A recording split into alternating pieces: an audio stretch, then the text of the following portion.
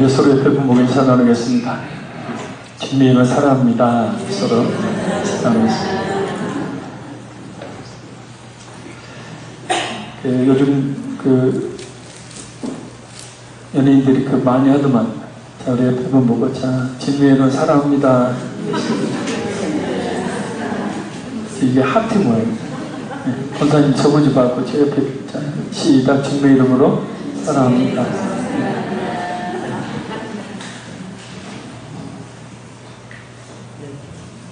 자, 저 이렇게, 자, 전부 오른손 이렇게, 이 가슴에 이렇게 넣어서 이렇게. 자, 옆에 보면 시작, 주님의 이름으로 사랑합니다.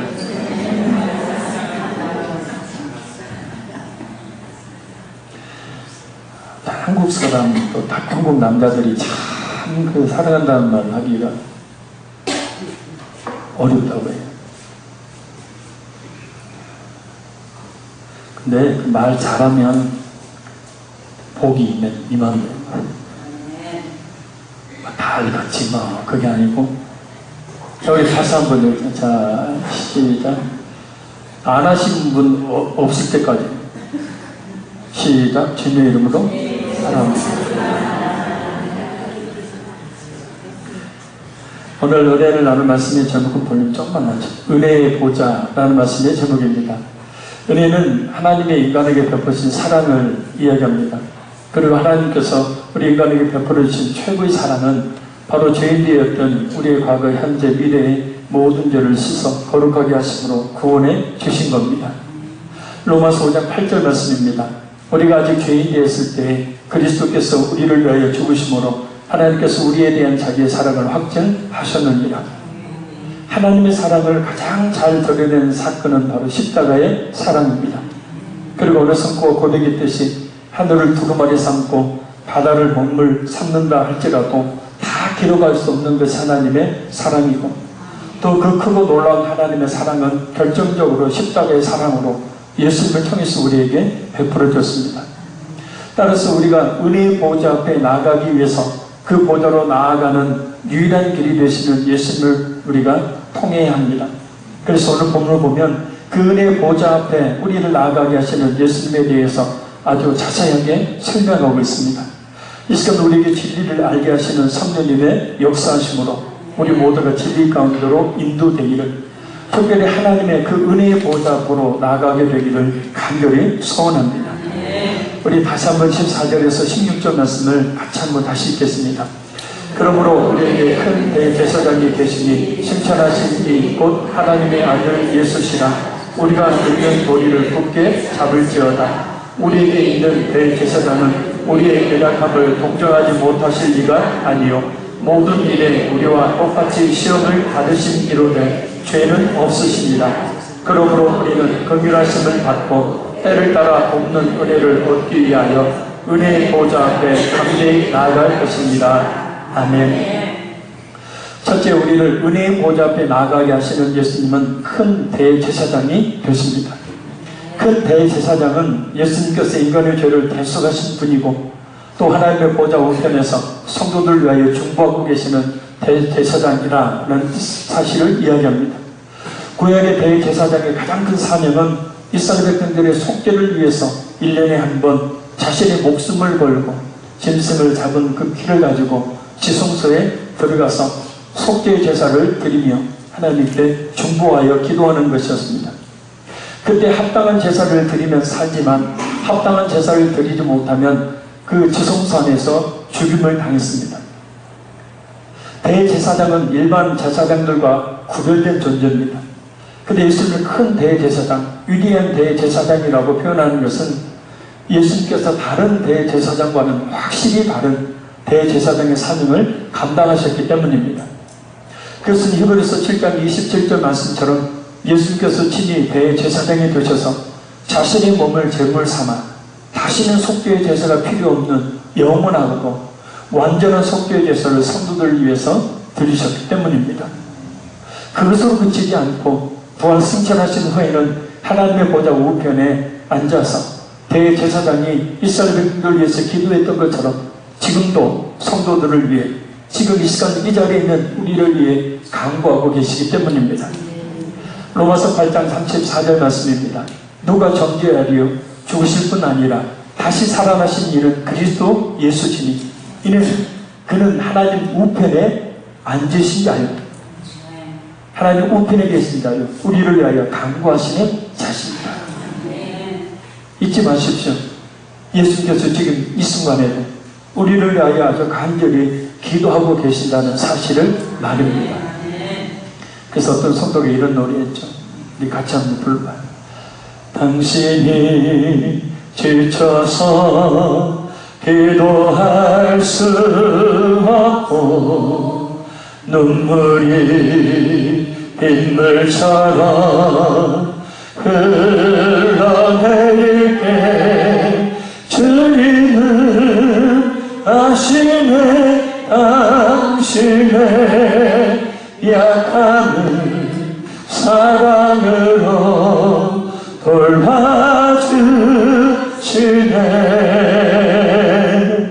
누구가 널 위하여 누구가 기도하네. 내가 홀로 외로워서 마음이 무너질 때 누군가 널 위해 기도하네.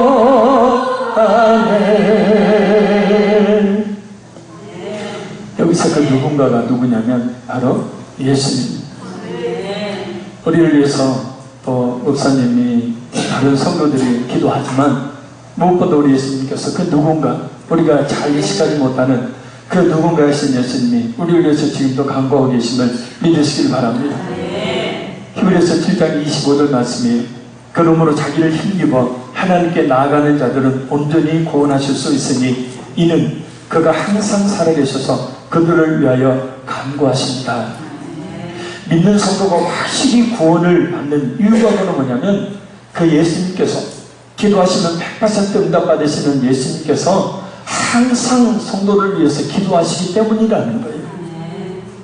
그래서 하나님의 보좌가 믿지 않는 사람들에게는 두려운 보좌가 되지만 믿는 성도들에게는 은혜의 보좌가 되는 겁니다. 그래 그 예수님을 만나기 위해서 늘 은혜의 보좌 앞에 나아가기를 힘쓰는 우리 모두가 되어야 될 줄로 믿습니다. 둘째, 우리를 은혜의 보좌 앞에 나아가게 하시는 예수님은 승천하신 이이십니다. 승천하신 이라는 의미는 예수님께서 부활하신 후 하나님의 보좌 우편에 계심을 말합니다. 크게 두 가지 의미가 있어요. 하나는 조금 전에 살펴보았듯이 하나님 보좌 우편에 계시면서 우리를 위하여 친히 간구하시는 중보 사역을 감당하시기 위해서이고, 다른 하나는 성령 하나님을 보내셔서 더 많은 영혼을 구원하시기 위해 우리에게 능력과 은사를 주셔서 사명을 감당하게 하시기 위해서입니다. 따라서 예수님을 믿어 성령을 받은 성도들은 성령께서 주신 그 능력과 은사를 계속해서 충만하게 공급받도록 은혜의 보좌 앞으로 나가야 합니다. 영혼을 구원하는 일은 영적으로 육적으로 굉장히 엄청난 힘과 지혜가 소모되는 일입니다. 그래서 날마다 은혜의 보좌 앞에 나가서 그 힘과 지혜를 공급받지 않으면 감당할 수가 없습니다. 전도왕들을 보면 새벽으로 밤으로 늘 기도하는 사람들인 것을 봅니다. 그 힘과 그 은사와 그 능력을 공급받아야 할 수 있는 일이기 때문에. 그래서 우리의 세상의 삶 역시도 마찬가지입니다. 그냥 사는 삶이 아니라 하나님의 영광을 위한 삶을 살아야 하기 때문에 세상 사람들이 갖지 못하는 영적인 힘과 능력이 꼭 필요합니다. 따라서 우리 모두는 날마다 예배를 통해 기도로 하나님의 은혜의 보좌 앞에 나아가기를 힘써야 합니다. 나아가기만 하면 하나님께서 우리에게 그 힘과 능력을 충만히 공급해 주시기 때문입니다. 그래서 지금도 은혜의 보좌 앞에 나와 있는 우리 모두에게 하나님께서 귀한 힘과 지혜와 능력을 주시기를 간절히 소원합니다.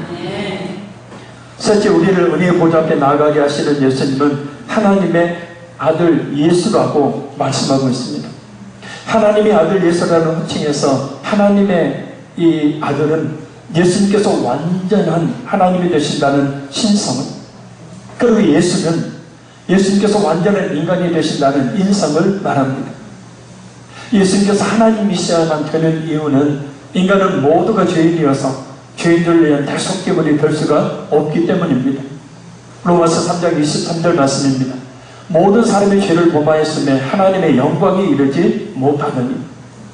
그래서 구약의 속죄의 제물로 드리던 제물들은 하나같이 흠과 점이 없는 그런 동물이어야 했습니다. 결함이 없는. 따라서 죄인된 인간은 그 어떤 사람도 대속제물이 될 수가 없죠. 죄가 없는 존재만이 유일하게 대속제물이 될 수가 있습니다. 그래서 죄가 전혀 없으신 하나님이신 예수님께서 동정역 아래의 몸을 빌어 이 땅에 사람의 모습으로 오신 겁니다. 그래서 우리는 그분을 향해서 하나님의 아들이라고 부르는 겁니다.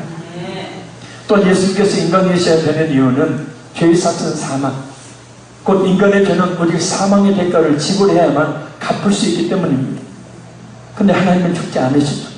그래 예수님은 완전한 하나님이심과 아울러서 완전한 인간이시기 때문에 또한 죽으실 수가 있으셨습니다. 그래서 예수님께서 십자가에서 우리 모든 죄를 대속하기 위해서 생명을 내어놓는, 곧 피를 흘리는 죽음을 당하셨던 겁니다. 레위기 17장 11절 말씀처럼 피는 곧 생명을 의미하기 때문입니다. 그래서 우리는 그 예수님을 우리의 구원자라고 부릅니다. 그래서 우리가 예수님을 우리 자신의 하나님, 예수님의 신성을 믿고 예수님을 우리의 구원자, 예수님의 성을 확실히 믿는 믿음이 있을 때 우리가 구원에 이르게 된다는 사실입니다. 예수님은 하나님의 아들로서 우리의 모든 죄를 그 몸에 지시고 죽으심으로 우리 모든 죄에 대한 대가를 대신 지불하셨습니다. 그래서 일어난 엄청난 사건이 바로 죄인인 인간이 예수님을 통해 담대하게 하나님 앞에 나아갈 수 있게 된 것입니다. 히브리서 10장 19절에서 20절 말씀입니다. 그럼 우리 형제들아, 우리가 예수의 피를 힘입어 성소에 들어갈 담력을 얻었나니 그 길은 우리를 위하여 휘장 가운데로 열어놓으신 새로운 살 길이요 휘장은 곧 그의 육체입니다. 예수님께서 십자가에서 자신의 몸을 찢으신 것은 그 찢으신 그 사이로 하나님께 나아갈 수 있는 그 길을 열어 놓으셨다라는 겁니다. 이 사실을 우리가 믿는다면 우리는 부지런히 하나님의 은혜의 보좌 앞으로 나아가기를 힘써야 합니다. 아니 믿는 성도라면 그 은혜의 보좌 앞에 나간다는 것이 어떤 것인지를 잘 알기 때문에 은혜의 보좌 앞에 나아가기를 결코 게을리하지 않습니다. 모든 은혜와 축복을 가지고 계시는 그 하나님의 은혜의 보좌 앞으로 어찌 나아가지 않을 수가 있겠습니까? 넷째, 우리를 은혜의 보좌 앞에 나아가게 하시는 예수님은 우리의 연약함을 체험하신 분이다 라고 말씀하고 있어요. 연약함은 도덕적, 육체적으로 연약해서 죄의 유혹에 쉽게 넘어질 수밖에 없는 인간의 한계를 말합니다. 예수님께서도 연약한 우리와 같은 그런 육체를 가지셨기 때문에 모든 일에 우리와 똑같이 시험을 받으셨다라고 말씀합니다. 마태복음 4장 1절에서 11절 말씀을 보면 40일 금식을 마치신 후에 얼마나 배가 고플까요? 바로 그때 떡으로, 곧 물질로 예수님을 유혹하죠. 명예로 예수님을 유혹하고 권력으로 예수님을 유혹합니다. 그런데 예수님께서는 그 모든 시험들을 말씀으로 이기십니다. 그것으로 그치지 않고 예수님의 짧은 33년의 공생애라는 그 삶 자체가 끊임없는 시험과 죄의 유혹이 있는 삶이셨습니다. 중요한 것은 예수는 하나님이시지만 우리와 똑같은 인간의 몸을 입고 계셨기 때문에 우리가 느꼈던 배고픔, 아픔, 슬픔, 고통, 힘듦 등 우리 인간이 체험할 수 있는 연약함을 체험하심으로 아신다는 거예요. 할렐루야. 그래서 오늘 본문에서는 동정이라고 말합니다. 이 동정이라는 말은 함께 고난을 당하다라는 의미에서 유래된 동사입니다. 우리가 잘 몰라서 그렇지 하나님이신 예수님은 우리의 모든 아픔과 슬픔과 고통과 힘든 점을 다 알고 계십니다. 우리가 아파할 때 예수님께서 같이 아파하셨고 우리가 슬퍼할 때 같이 슬퍼하셨고 우리가 고통에 몸부림칠 때 같이 고통스러워하셨고 우리가 힘들어 눈물 흐를 때 같이 눈물 흘리셨습니다. 함께 고난을 당하셨다는 뜻의 의미가 바로 이것입니다. 나보다 나를 더 잘 아시는 하나님, 우리 모든 인생의 순간순간마다 하나님은 함께 하셨고 지금도 함께하고 계십니다. 앞으로도 함께 하심을 믿으시길 바랍니다. 그래 우리가 누구를 의지해야 하겠습니까? 사람이요? 아닙니다. 처음에는 좀 알아준 것 같은데 정말 내 마음을 알아주는 사람은 없습니다. 그래 모든 것을 다 가능하게 해줄 것 같은 돈을 의지해야 합니까? 그건 더더욱도 의지하지 말아야 될 거죠. 하나님 한 분밖에는 없습니다. 나를 잘 아시고 나를 잘 이해하시고 나와 함께하고 계시는 하나님밖에 없다. 그래서 우리가 은혜의 보좌 앞에 곧 하나님 앞에 기도로 예배로 늘 나가야 하는 겁니다. 다섯째, 우리를 은혜의 보좌 앞에 나가게 하시는 예수님은 인간이시되 죄는 없으신 분이다 라고 말씀합니다. 죄는 없으십니다 라는 말은 그 수많은 유혹을 받으셨음에도 불구하고 그 유혹에 넘어가지 않으시고 죄를 짓지 않으셨다는 뜻이에요. 원래 죄성을 가지고 계시지 않았기 때문에 죄를 아예 지으실 수가 없으셨던 분이시지만 많은 죄의 유혹의 시험에 굴복하거나 범죄하지도 않으셨다는 뜻입니다. 우리가 범죄할 수밖에 없는 이유는 우리 속에 죄성이 있기 때문입니다. 그 죄성을 자극해서 이 세상이라는 것이 악한 마귀라는 놈이 그 죄성을 자극하기 때문에 우리가 범죄하게 됩니다. 그런데 우리가 죄성이 없게 되어지면 바로 범죄할 수가 없는 겁니다. 하나님이신 예수님은 죄성이 없으신 분이라 전혀 죄를 짓지 않으신 분. 만약 예수님이 죄인이시라면 우리의 구원은 헛된 것이 되고 말죠. 성경이 성경을 인도할 수 없듯이 죄인은 죄인을 구원할 수가 없기 때문입니다. 그러나 예수님은 죄인이 아니실 뿐만 아니라 인간이시기에 당연히 따라오는 그런 수많은 시험, 유혹조차도 능히 이기심으로 완전한 속죄의 제물이 되셨고 무엇보다 믿는 성도로 하여금 모든 죄의 유혹을 이길 수 있는 길을 활짝 승리의 길을 활짝 열어놓으셨다는 죄의 유혹을 이겨 죄 가운데 빠지지 않는다는 것은 결코 쉬운 일이 아닙니다. 그러나 우리 예수님을 굳게 믿습니다. 그러니까 성경 말씀에 순종하면 얼마든지 죄의 유혹을 이길 수가 있습니다. 그 힘은 바로 하나님의 은혜의 보좌에서 솟구쳐 샘솟듯 솟구쳐 나오고 있어요. 지금 하나님께서는 이 말씀을 통해서 우리에게 그 죄를 이길 수 있는 힘과 능력을 주시는 줄로 믿습니다. 따라서 우리 모든 성도들은 날마다 쉼이 없이 하나님의 은혜의 보좌 앞에 오늘 이 시간에 이렇게 나와 있는 것처럼 나아가야 될 줄로 믿습니다. 은혜의 보좌 앞에서 샘솟듯 솟아나오는 그 힘, 그 능력을 던집지 않으면 우리 이 세상에서 승리하는 삶을 살 수가 없고 비참하게 마귀가 그 목에 사슬을 내고 끌고 다니는 죄악의 삶을 살 수밖에 없다는 사실입니다. 그래서 어떻게 한다고요? 은혜의 보좌 앞에 나가자. 한번 따라합니다. 은혜의 보좌 앞에 나가자. 여섯째, 우리를 은혜의 보좌 앞에 나가게 하시는 예수님은 우리를 긍휼히 여기시는 분이라고 말씀합니다. 이 긍휼하심이라는 뜻은요, 불쌍히 여겨주심이라는 뜻입니다. 성경에 나오는 하나님의 인간을 향한 그런 성품을 표현하는 단어 가운데 사랑이라는 단어가 가장 아름다운 단어이지만 그 사랑은 바로 이 불쌍히 여겨주심, 긍휼하심에서 나온다고 볼 수 있습니다. 불쌍히 여긴다는 것은 가엾고 애처롭게 여긴다라는 뜻이기 때문입니다. 하나님께서 죄인된 우리를 가엾게 여기지 않으셨다면, 하나님께서 죄 가운데 살고 있는 우리의 모습을 보시고 안타까워 슬퍼하지 않으셨다면 그 십자가의 사랑은 애초에 우리에게 없었을 것입니다. 범죄에서 에덴 동산의 모든 영광을 다 잃어버리고 질병과 고통과 아픔과 슬픔과 그 눈물을 흘리며 힘들게 살아가는 우리 인간들을 향한 하나님이 그 하나님의 불쌍히 여겨주심이 없었다. 지금도 여전히 우리는 예수님을 믿지 못한 채 이 세상을 힘들게 살다가 아무런 소망도 없이 살아가고 있을 겁니다. 그러다 영원한 멸망을 당할 수밖에 없었을 겁니다. 어떻게 하지도 못하고 어떻게 할 수 없는 그렇게 정처 없이 목자 이런 양처럼 살아가는 인간을 하나님께서 가엾게 여기셨기에 그 모습을 안타까워 슬퍼 여기셨기 때문에 예수님의 십자가에 대신 죽게 하시는 엄청난 대가를 지불하시고 구원해 주셨음을 믿으시길 바랍니다. 그것을 안다면 그 하나님의 은혜의 보좌 앞에 어찌 나아가지 않을 수가 있겠습니까? 우리는 늘 이 하나님이 불쌍히 여겨주심의 은혜를 바라고 은혜의 보좌 앞에 나아가야 될 줄로 믿습니다. 불쌍히 여겨달라.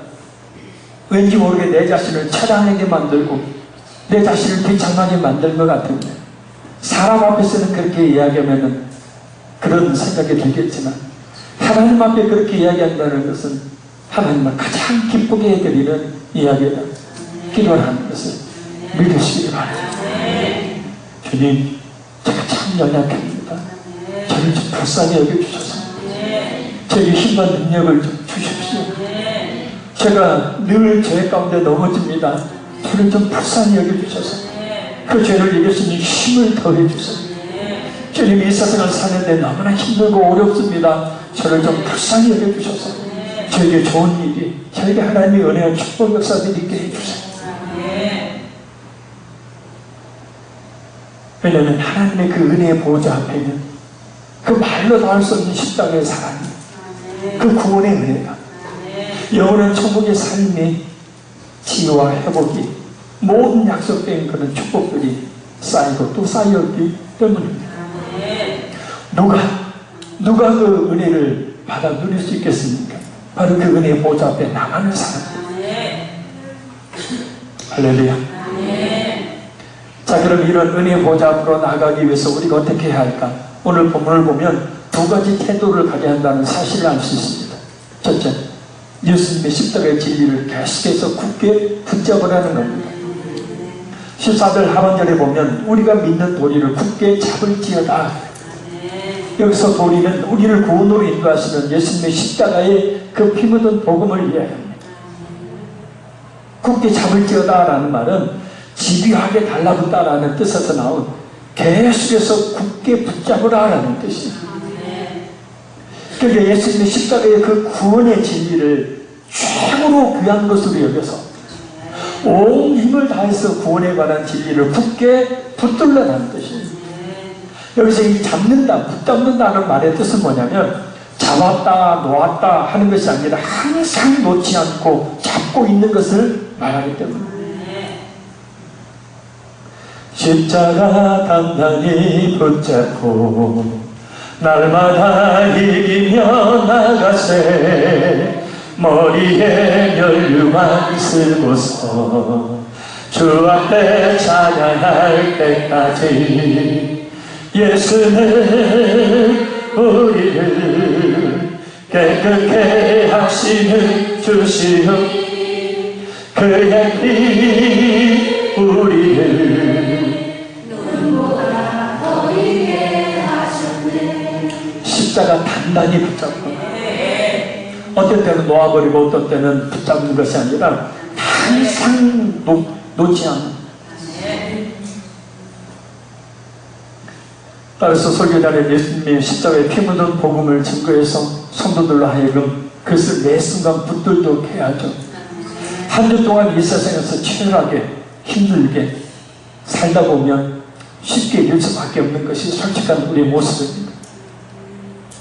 그래서 십자가를 붙들 수 있도록 다시 한번 그 십자가를 강단에 세워서 그 십자가에 흐르는 그 피가 성도들의 마음속에 흘러 모든 죄를 사함받고 그 구원의 놀라운 은혜를 강하게 붙들 수 있도록 해야 한다. 그 성도들은 예수님의 십자가에 피 묻은 복음을 가장 귀한 것으로 여기서 온 힘을 다해 그 진리의 말씀을 들어 마음의 새김으로 그 진리를 놓치는 일이 없도록 해야 한다. 그래서 건강을 잃었다고 울지 말고 사람을 잃었다고 실망하지 말며 명예를 잃었다고 슬퍼하지 말고 구원의 감격이 없음에 슬피 울어야 합니다. 우리가 진정 놓치지 말아야 할 것은 바로 예수님의 십자가의 피 묻은 복음. 날마다 붙들고 또 붙들어야 하는 것은 바로 예수님의 그 피 묻은 구원의 십자가이기 때문입니다. 그래서 그것을 강하게 붙들 때 바로 그 은혜의 보좌 앞에 나아가고 그 은혜의 보좌 앞에 하나님께서 주시는 그 놀라운 은혜들이 부어질 줄로 믿습니다. 여러분, 둘째는 예수님과 하루도 빠짐없이 교통하는 것입니다. 그래서 16절 하반절에 때를 따라 돕는 은혜를 얻기 위하여 은혜의 보좌 앞에 담대히 나아갈 것입니다. 여기서 때를 따라 돕는 이라는 말은 오늘을 보면 적시의 도움, 긴박한 찰나의 도움이라는 뜻이에요. 그래서 너무 늦지 않는 도움을 얻기 위해서라는 뜻입니다. 그리고 나아갈 것입니다 라는 말은 예수님께로 끊임없이 나아가다, 곧 하루도 빠짐없이 예수님과 계속해서 교통해야 된다라는 뜻이에요. 할렐루야. 우리는 늘 하나님의 도움이 필요한 존재입니다. 그것을 인정하십니까? 아니요, 저 기도하지 않아도, 저 은혜 보좌 앞에 나오지 않아도 저는 얼마든지 살 수 있어요. 예, 그런 그리스도인들이 갈수록 많아지고 있죠. 근데 한국교회 현실입니다. 굳이 기도하지 않아도, 굳이 은혜의 보좌 앞에 나가서 불쌍히 여겨달라고 기도하지 않아도 잘 먹고 잘 사는데요. 큰 어려 없이 사는데요.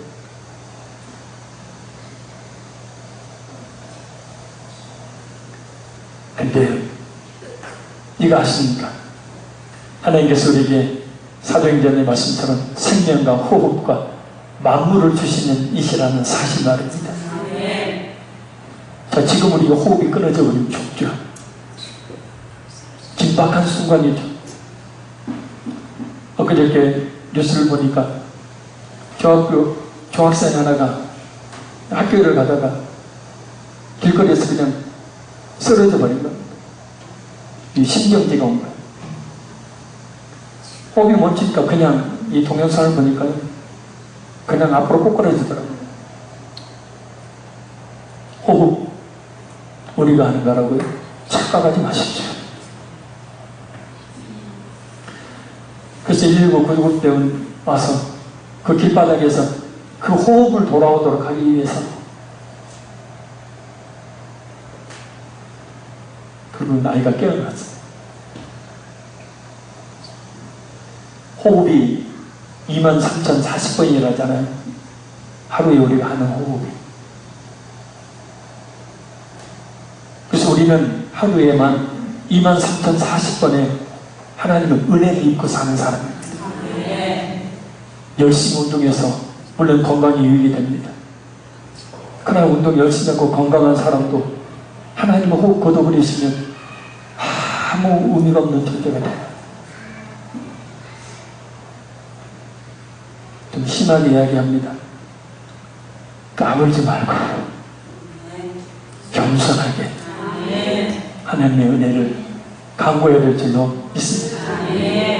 특별히 여러 위기의 상황 가운데서 때에 따라 하나님의 역사하심, 하나님의 도우심이 절대적으로 필요한 존재가 바로 우리 자신 아닙니까?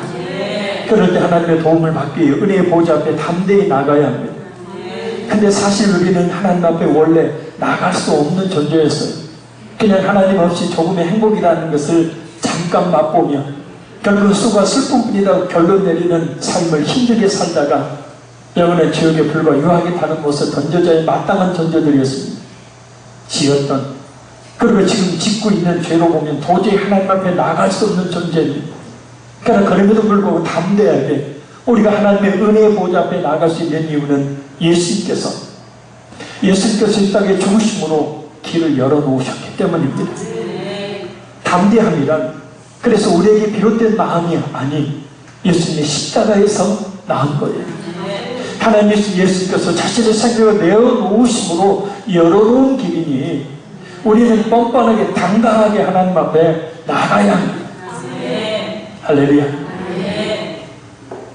오강실에 지금 이렇게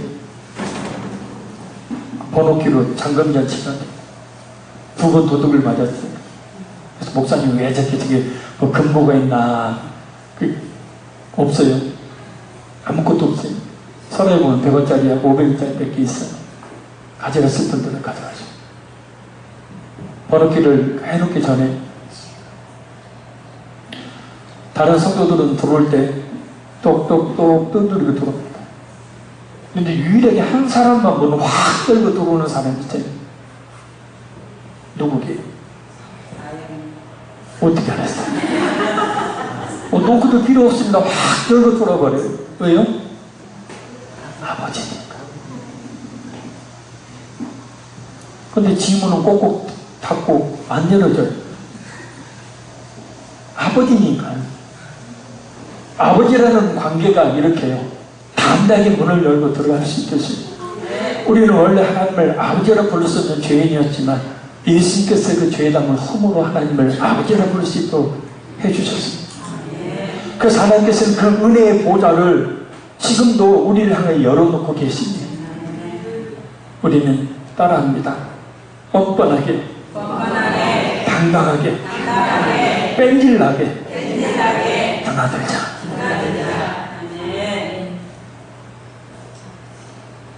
설교 시간에 딸 얘기해서 그랬지만 확 열고 들어 열면 좋아하면 어떻게 돼요? 예? 조용. 여러분 어떻게 해요? 못 둔다. 나는 절대 너한테 못 둔다. 그래요? 아니요. 자식이 달라면 줍니다. 아니 못 줘서 안 다니죠.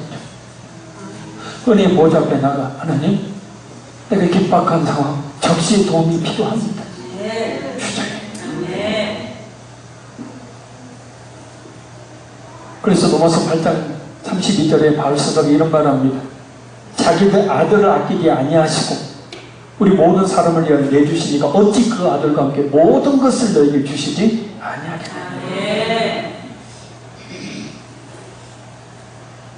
날마다 기도를 하나님의 은혜의 보좌 앞에 나아가 하나님을 만나야 합니다.